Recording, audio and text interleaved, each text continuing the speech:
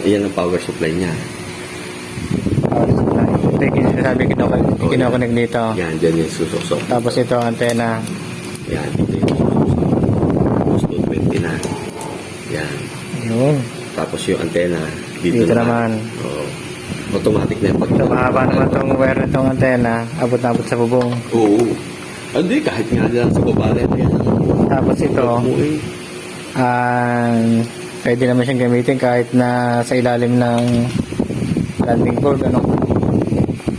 So yung landing board talaga lagay niya? Good pala to kahit mga 4 to 5 inches. Oo, kaya. Madidetect na yan sa 4 to 5 inches. Yan. Kasi natin GPS. Yan. Actual demo na to. Okay. Yan. O, yan. Yan, antena. Itong GPS na to, pag itinas ko, yan.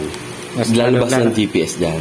Yan. Oo, yan. Nakasagap na yan. Ang oras niyan ay actual at saka date. Oo. Basta once na sinaksak mo, pasok na ng pasok yan. Yan. Dito mo makikita ang kanyang menu. Yan o. Main screen niya. Yun yung sa main screen niya. Tapos, Menu. Yung main screen niya. Tapos, and down kung yan, yung pigeon back. Kasi naka-racing ano to eh. May iinano ako dito dati. I-enter mo lang yan. O. Yan. Yan o. Well, no record kasi wala ano. Wala ulit. Wala namang ibong hintayin. Oo. Pagkauli ng menu. O yung pigeon nut back. Makikita mo lang din yan. Yun yung naka-record na ring number na ipina-record ko nung kami nag-ban assignment. Ngayon, itong chips na to, pagka ito ay nirecord sa ban assignment, automatic, ito nakakonect to sa laptop, automatic papasok si ring number. I-input mo yung ring number. Ngayon, pagka nakaset na to ng racing, ay di mag-abang ka, yung chips na to, pag itinapat mo dito, magka-clock siya. Oo. Pagka doon papasok si si pigeon back, may isa kang nag-clock. Kasi yan. ito yung nadidetect dyan. Oo, ito ang nadidetect dyan. Yan. Yan yung sensor. Oo, ito yung ating chips. Ito yung chips. Chips. Dito ang sensor. Halimbawa, dalawa sila. Tapos dumating uli si Ibon. Pa! O, yan. At naglagay ka ng ring number na dalawang ibon ang iyong isinali. Mababa naman yung isa. Oo, yung isa naman. Lalabas Pagdating na. uli niya dito, kahit yan higyan kataas, ma-resensor yan. Kaya naman pala, mga 4 to 5 inches. Oo, kaya. Kaya hindi siya mahirapang mag-set up ng ano. Tama, May tama ka doon. Yan, di yun ang number niyan. Papasok siya ngayon sa pigeon back. Doon mo siya ngayon makikita, yung pigeon back. Doon siya magre-record kung ilan ang iyong dumating. Yun. Yan, oo. Tapos, nasa pigeon back, nasa ano ka na. Ngayon, itong naman, yung SMS mo, ito yung number mo, i-on mo lang yan, lagi. Para dyan, makaka-receive ka ng text. Ibabato sa cellphone na nagamit mo. Personal. Pag ito pumasok, automatic. Magbabato siya ng detail ng sensor na to na in-input na ibinand assignment. Ayan yun. Naka-on na siya, no? Ngayon, itong phone number, on mo lang yan. Ilagay mo lang designated mong phone number na ginagamit. Para dyan siya magbabato ng message sa'yo na dumating na ibon mo, yung details. Na, isang number lang? Pwede tatlo.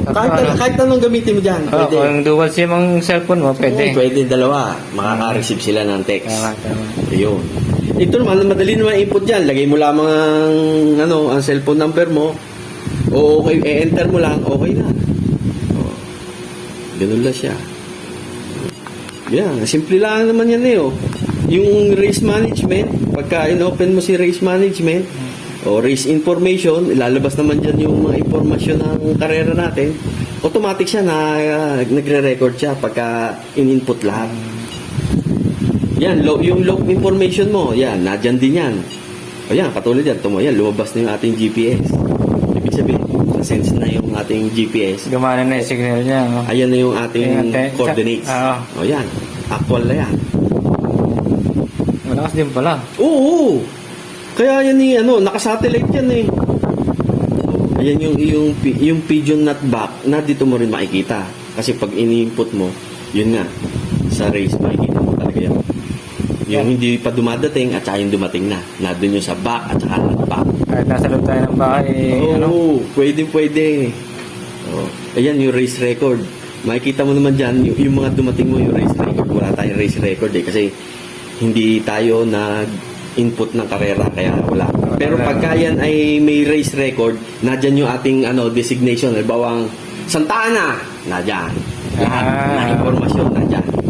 Makikita diyan. yung mga release point, mga ganun. Yun, nadyan lahat yun. Ito naman ang system information, di siyempre system information lang din yung yung timer. Yan. Kung check mo lang kung tama yun, Ito, automatic na to, pati to, hindi na kailangan. Basta may load ang iyong SIM nito. Pag ikay magre-race, kailangan may load ang SIM mo. Ito ang SIM niyan, bro. Ayan. Yun, ang lagay na SIM card. Yan ang lagay na SIM card. Bali, isa lang ang SIM Kung card. ang malakas sa iyo ang Smart or Globe, walang problema. Yun. Kung alin ang malakas na signal, yun ang gamitin mo. Yan ang SIM card mo. Kailangan, pagka may race, lagi din siya may load kahit 10 pesos, 20 pesos. Basta may load. Kasi kailangan siya maka-accept ng data. Automatic siya nag-accept ng data. Yan. Ito naman board information, lang din yan lalabas din lang dyan yung nila Hindi naman masyado yung pagkagamitin. Wala, Kasi, hindi masyado. menu, tsaka yun na lang Ito. naman sa... Itong testing, halibawang ikaw na matetesting mo to hanggat ito ay pinasok mo sa computer.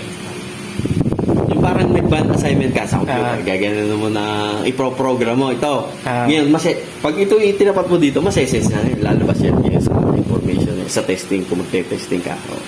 Yan testing. yung phone number. Pwede yan. Set up mo muna, syempre. Testing ka, i-program mo muna yan. Lagyan mo sa program yan, yung cellphone number mo, para makareceive ka din. At saka yung kung anong number nito, kailangan din para at least doon magre-record yan. Ito naman, sa club na to. Sa club Sila na mag-i-encode yan para pag nag-click dito, lalabas na doon sa system kung pumasok na, kung correct, tama. nag-lock na. Ito yan ang pinaka-panel niya. Yun lang. Ganun lang simple gamitin. Basta pagka nag-race mode, yung i-check mo lang lagi. Pagka punta ka menu, lagi mo i-check lagi ang number 1 ay kailangan naka-SMS on ka. Yan ang kailangan. Para makaka-receive ka. Yan. Tapos, susunod din mo i-check, syempre, yung information mo. Kung tama. At saka yung pigeon,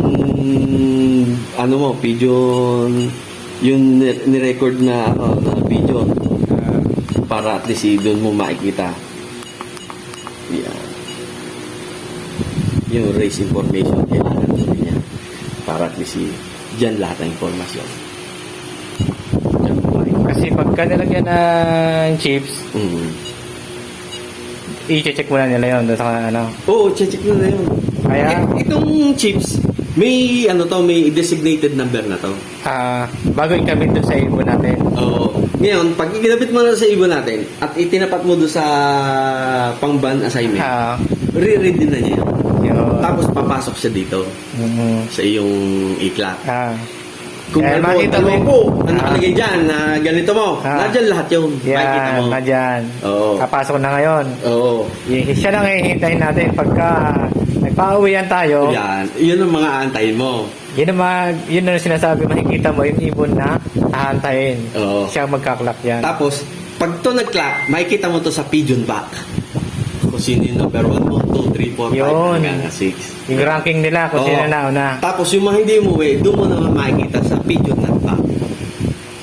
Ito, hanggat hindi ito sinaswipe sa pagbaban assignment, hindi ito mare-record dito. Wala. Kasi hindi siya naka-record sa iyong module. Yan yun. Hindi madadaya to. Wala makakapandaya nito. Yan na, umpisa ng ating magandang karera. Ay, oo, yan na talaga ang umpisa. Oo. Yan. At least nakita mo na. Nakita ko, actual. Ayan, tsaka doon sa magtatanong, abot to ng ating sensor na 4 to 5 inches. Yes, oo, kaya. Hindi naman kailangan na totally nakalapat siya sa landing board para tapakan ng ibon. Tama. Kasi Ikaw, iniisip, diskartehan ang na lang. iniisip ng iba, kailangan iduldul mo yung paa dun sa board, sa sensor. Hindi naman. Meron pa siyang allowance. May allowance talaga. Kahit gagyan na pas. Ano na namin. Kaya pwede natin siyang lagyan ng cover. Dili sa side, meron din to eh. Dili, meron din. Na-testing na namin. Hindi na mo sa amin yan ng Nakapag-set up na Oo, pare. ito, haba nito. Yung pads ko kasi hindi nasa taas kasi naka-cover na yun. Yung pad ay nasa 4 to 8 inches. Oo. Length and width niya. Tapos ang kapal niya ay siguro nasa half inches. Half inches ang kapal ng pad. Oo, ng pad. Gagawa mo na lang yun ng diskarte. Kanya-kanya na lang diskarte pag gagawa mo na para hindi mabasa ng ulan, hindi mainitan. Yun lang.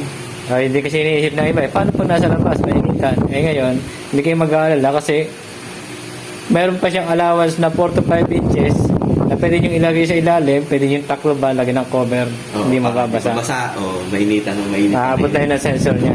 Oo, correct. Thank you. Okay na. Isang